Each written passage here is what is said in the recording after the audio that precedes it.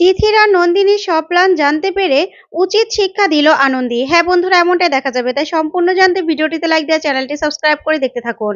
গল্পের শুরুতে দেখা যাবে সুমনাকে সুপায়নের হাত থেকে বাঁচিয়ে দেয় আদি। তখনই আনন্দী খুব খুশি হয়ে যায় আর দৌড়ে এসে আদির হাতটা ধরে আর বলতে থাকে, স্যার আপনি আজকে কি যে করলেন আমি কি বলবো। আপনি কপাত করে সুমনাদির হাতটা সরিয়ে নিজের হাতটা সুপায়নদার হাতে ধরিয়ে দিলেন। কি যে ভালো লাগলো না, কি বলবো।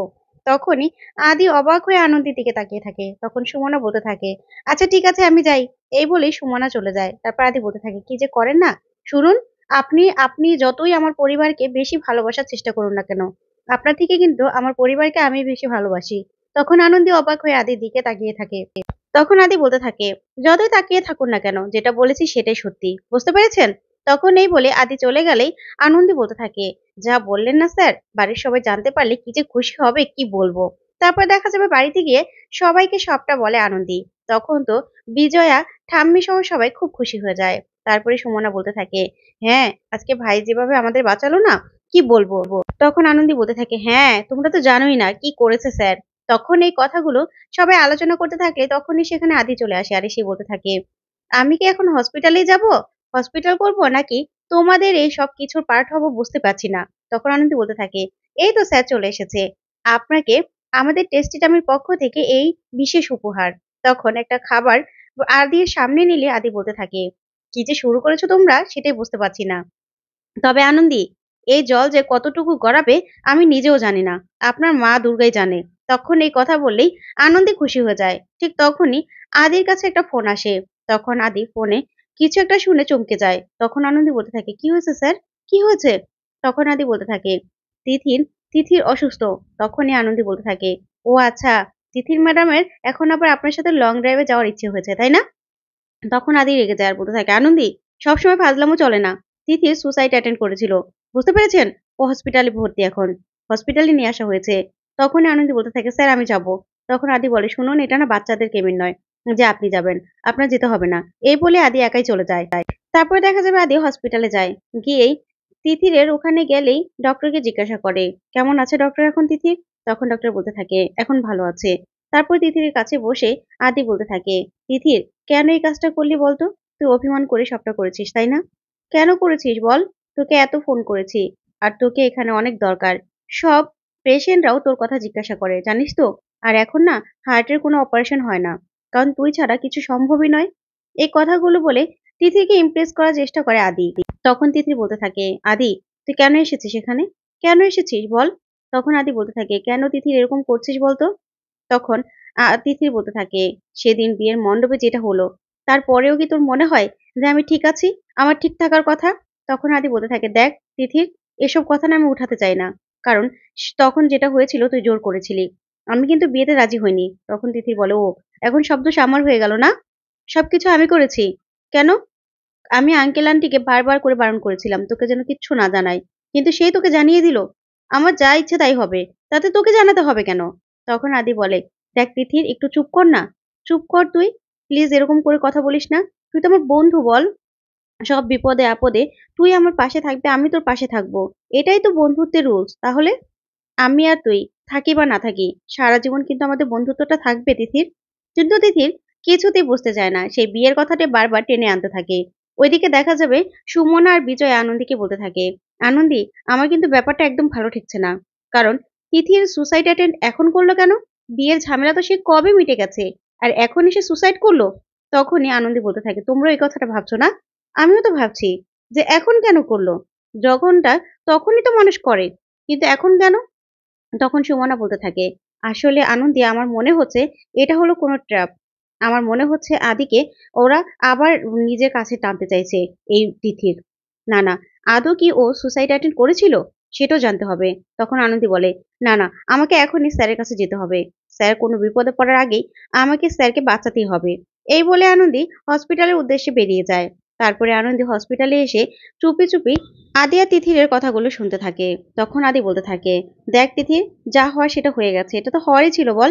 আমি কতবার করে বারণ করেছিলাম যে আমি বিবাহিত, আমি বিবাহিত, তুই তো শুনিসনি। তাহলে এসব নিয়ে কেন এরকম করে মন খারাপ করছিস বলতো। তুই না একদম সুস্থ হয়ে যাবি কালকে। তারপরে কালকে থেকেই তুই জয়েন করবি, ঠিক আছে? তখন তিথির বলতে থাকে, আদি তোর কাছে এতটাই হালকা মনে হয় সবকিছু? তোর মনে হচ্ছে যে আমি মজা করেছিলাম, মজা করছি? দেখ সেদিন যেটা হয়েছে সেটা আমি কি করে মেনে নেব? তখন আনন্দি আদির কথাগুলো শুনে মনে মনে বলতে থাকে, না স্যার একদম ঠিক আছে। স্যার তো যা বলার ম্যাডামকে এখনো বলে দিচ্ছে, কিন্তু ম্যাডামই তো শুনতে চাইছে না। তারপরে আনন্দি আদি আর তিথিরের কথাগুলো শুনতে থাকে। ওইদিকে দেখা যাবে তিথিরের আঙ্কেল আর আন্টি আসতে থাকে। তখনই আনন্দি ওদেরকে দেখে সেখান থেকে পালিয়ে চলে যায়। তখন তিথিরের আঙ্কেল আর আন্টি বলতে থাকে, এই কে, তুমি কে? তখন আদি বেরিয়ে আসে আর এসে বলতে থাকে, কি হয়েছে? তখন তিথিরের আন্টি বলতে থাকে, আসলে কোনো একটা মেয়ে মনে হচ্ছিল এখানে দাঁড়িয়ে কথা শুনছিল, আমাদের দেখে পালিয়ে গেল। তখন আদি মনে মনে বলতে থাকে, আনন্দি, আনন্দি এসেছিল নাকি কি? তারপরে দেখা যাবে তিথিরের আঙ্কেল আন্টি আসার পরেই তিথির বলতে থাকে, কেন ওকে খবর দিয়েছো বলো তো? আমি তোমাদেরকে এতবার বারণ করেছিলাম। তখনই তিথিরের আন্টি বলতে থাকে, আদি যাক তাও ভালো লাগলো যে তুমি এখানে এসেছো। তখনই আদি বলতে থাকে, আচ্ছা তিথিরকে আমি বারবার ফোন করেছিলাম, কিন্তু তিথির কখনোই ফোনটা ধরেনি, তারপর থেকে সুইচ অফ। আমি কি করব? তখন তিথিরের আন্টি বলতে থাকে, তাহলে আমাদের বাসায় তো একবার যেতে পারতে। তা অবশ্য যাবে কি কোন মুখ নিয়ে, তাই না? তখন তিথি বলতে থাকে, তোমরা চুপ করবে?